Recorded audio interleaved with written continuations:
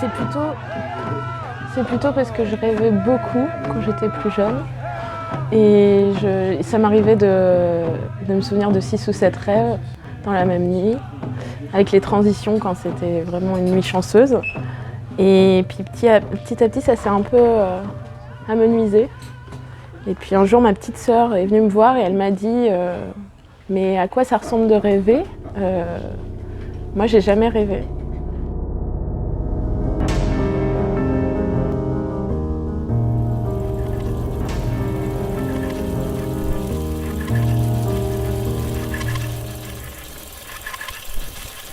Fermer les yeux très fort, ne pas bouger, ne pas entendre le chien dans la rue, ne pas percevoir le jour à travers les paupières ou juste ce qu'il faut pour mieux tenir le lasso.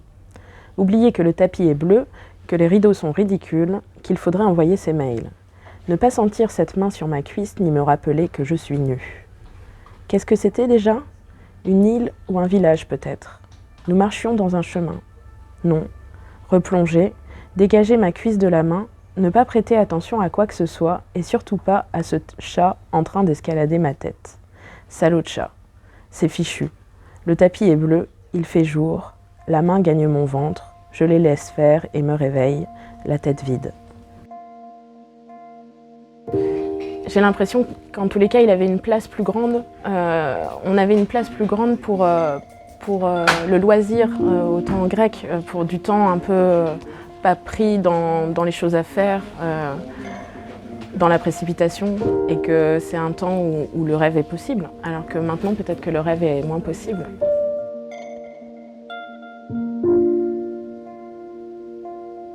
C'est sûr que le rêve n'a plus la même place qu'autrefois, sans doute dans l'époque où nous sommes.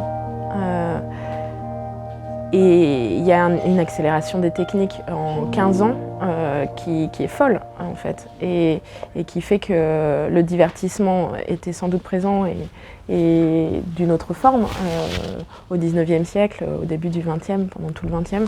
Mais là, en 15 ans, pour écrire le livre, j'ai refait un peu l'historique des iPhones en fait, et c'est fou, c'est 20 ans. Le premier iPhone, c'est il y a 20 ans, et il y a 15 ans, le premier iPhone qui fonctionne, enfin c'est hier en fait. Et en 15 ans, on a beaucoup changé de rapport au temps, au récit. Donc le temps a changé, et le rapport aussi à l'autre, c'est-à-dire que moi je suis un peu terrifiée par le fait qu'on doit répondre tout le temps. Enfin, on passe vraiment pour un grand criminel si on ne répond pas au texto dans les 5 premières minutes où on l'a reçu. C'est compliqué ça pour les rêves. Les pauvres rêves, ils s'enfuient par ces failles-là.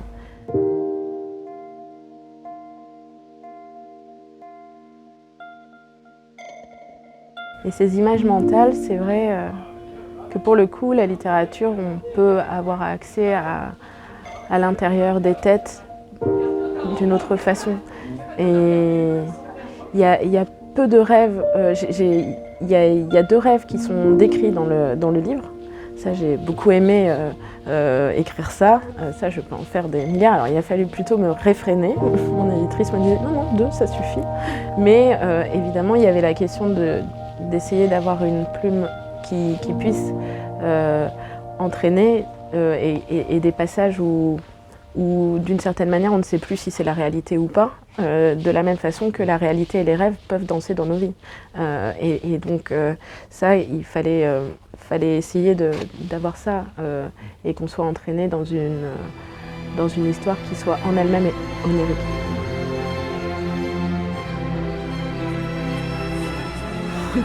C'est fort probable que d'avoir une attitude face aux rêves qui soit trop mécanique, ça puisse les tuer.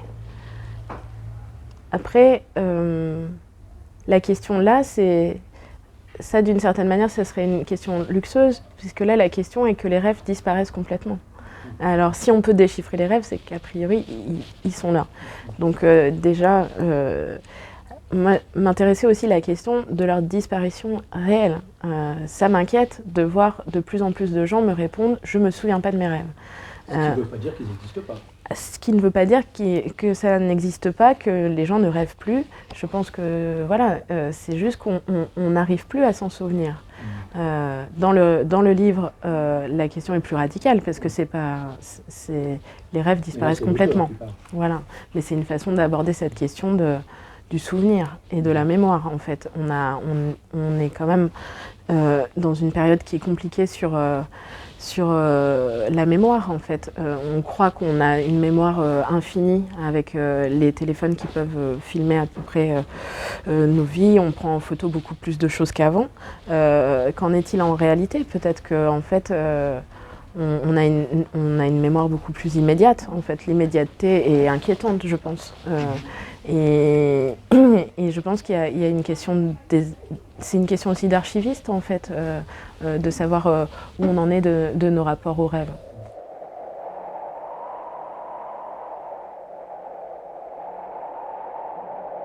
Dans le livre, la question est posée. Il y a une épidémie d'absence de rêve. Alors, ça frôle la science-fiction, même si ça se passe aujourd'hui. Je voulais que ça soit, voilà, qu'on n'est pas dans 100 ans.